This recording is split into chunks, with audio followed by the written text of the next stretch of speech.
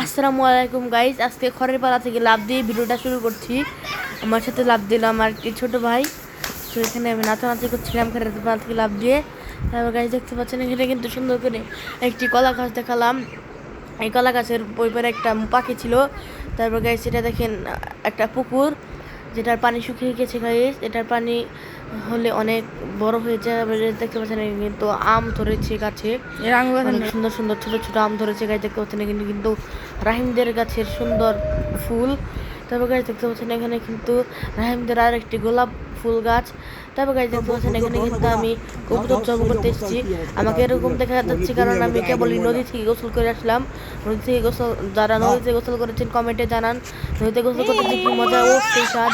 এখানে কিন্তু আমার ছোটো ভাইয়ের আজকে জন্মদিন ছিল। আমার ছোটো ভাইয়ের জন্মদিনে আমার ছোটো ভাইকে এখানে সাজিয়ে দিয়েছে আমার মা, সুন্দর করে ভাবলার মতো করে সাজিয়েছে। আল্লাহ হাফেজ, ভালো থাকবেন সবাই। আমাকে সাবস্ক্রাইব